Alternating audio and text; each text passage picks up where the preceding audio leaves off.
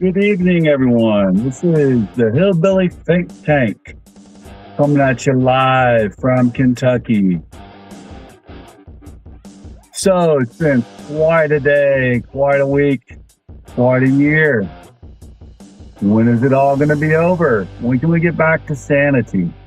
That's my biggest question.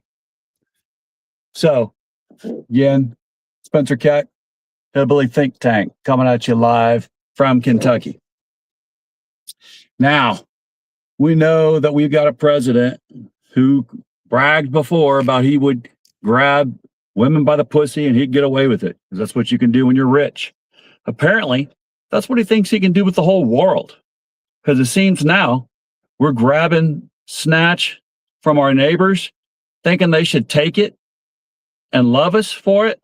And yet our adversaries, we're treating them like they're our long lost lovers. What on earth is going on? You know, looking back, we want to take over Greenland. We're demanding that they let us take them over. We're demanding that Canada also become our 51st state. We're demanding the Panama Canal becomes our control again. And we're demanding that this oil in Venezuela be given to us, even though it is on the sovereign soil of Venezuela. You know, this is absolute just chicanery. And how can we allow it to keep on going? We went ahead and bombed Nigeria Christmas Day. We're planning on doing some bombing missions again in Israel, not in Israel, but for Israel in Iran. My gosh. And this is supposed to be the peace president? Is this really what folks voted for when they said they were voting for a president that was going to bring peace? All he's done is make our friends our enemies and treated our enemies as if they're the best friends we ever had in our life. Give away state secrets and just hand over Europe. Europe now is terrified of us, not because they think that we're powerful and they have envy of us. It's because they see that we're not the ally anymore. You know, it used to be that our country that shares the world's longest unprotected border with us, Canada, our very friendly neighbors up north, you know, they just were content being that friendly next door neighbor with the really powerful but cantankerous neighbor down south. Now it's gone beyond cantankerous when we say, hey, we want to take over Canada and they need to just become our 51st state and love it. They have not been able to get over that when we backed it up with trade sanctions that are absolutely ludicrous, with tariffs that have done nothing to give us the windfall that we were told. Yeah, they've raised some billions of dollars for the Treasury, but not nearly enough to get rid of all income tax as we were told it was. Not nearly enough to give any of us dividend checks from it. Not at all. Not nearly enough to run our $1 trillion defense budget. All right. We've only got 136 or so billion out of this tariff war that we've started with the whole world. These tariffs are not paying for themselves. You know, all they're doing is raking in debt for Americans and putting our farmers out of business. Cattlemen going belly up. Yet, of course, we know that we're making Argentina great again. We're making teeny tiny Greenland terrified of us. Denmark is now going to have to decide what is their stake going to remain in Greenland. They've been protecting Greenland for years. I was involved with a joint Canadian and Danish military exercise in the Navy back in the early 2000s. Well, back in about 2010 or 2012, right around that era. And, there was nothing but love and hospitality at that time between Canada, Greenland, Denmark, and the US. Like I said, my ship pulled in. I had to have some of my sailors treated for injuries at the emergency room in Nuuk, Greenland. No charge to us, even though the sailor that I needed to have looked at had to have a CAT scan, have some x-rays, was treated by the orthopedic ER surgeon there in the clinic. They're not about to give up their rights as Greenlanders with the protection of Denmark for us to come in and take away the benefits they have of being part of Denmark. Right? That Denmark provides them with completely free medicine. The doctors and the nurses that treated the sailor on my ship that I brought there, those doctors and nurses were all from Denmark. They loved working there in Greenland because they said they made more than they would in Denmark. And Greenlanders, they're not about to give up those benefits.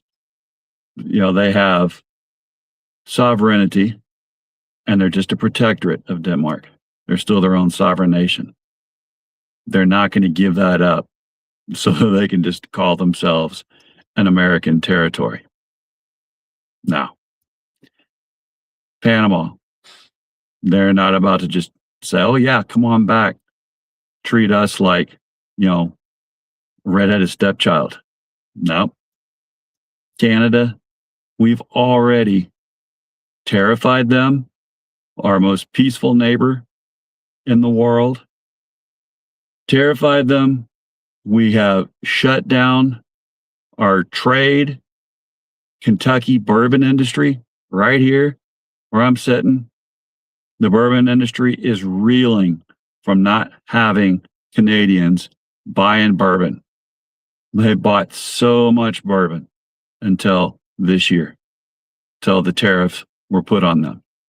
So what are we going to do? Are we just going to sit back as our prestige around the world gets sunk by idiots who think that being bullies is real power? No, our real power was the fact that everyone wanted to trade with us around the world. And we were all about selling free trade as being the backbone of capitalism. We sold capitalism around the world, and now we're making that capitalistic ploy crumble with these tariffs.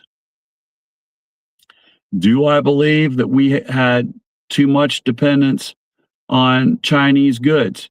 Yeah, I do.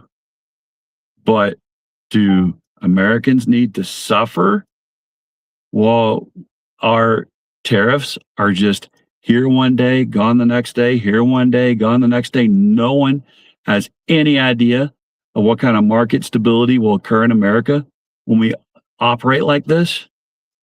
No. And who wants to hang out with an economic clown car like we've become now? Clowns are fun for the circus, but clowns are not great for running a whole country, especially not when it comes to international business. This is absolutely messing us over. Are we going to be able to come back from it? Man, dubious. So, all right. I see that.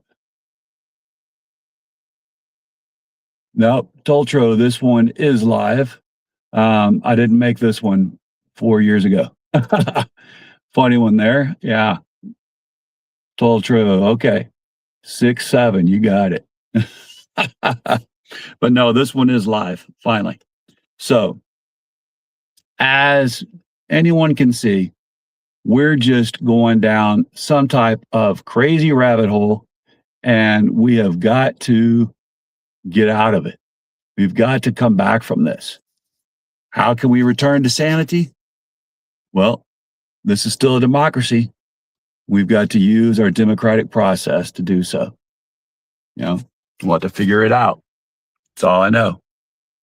Hopefully we'll figure it out quick. All right. Don't have much else to say. You just got to vote. All right. I'm running for magistrate, 3rd District, Hardin County, Kentucky. We got other great candidates up and down the line. They're trying to put an end to this nonsense.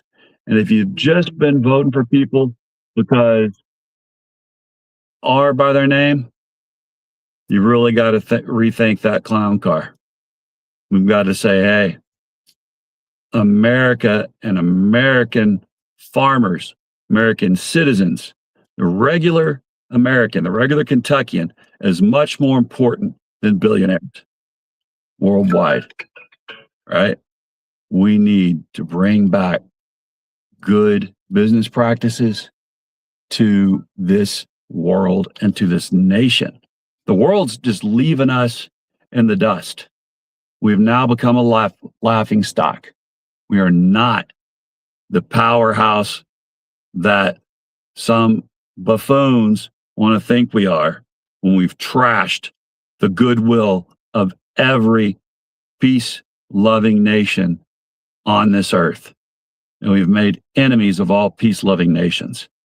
They're now writing us off, terrified of us, and not planning on having us as a reliable ally. Come on back to reality. Quit drinking that Kool-Aid. No matter how much sugar they put in it, no matter how sweet you think it is, it's not working. All right. Happy New Year. Have a great one. We know that we love our neighbors as ourselves here in Kentucky, and we are our brother's keeper and our sister's keeper, because in Kentucky, united we stand, divided we fall. God bless you a corazon.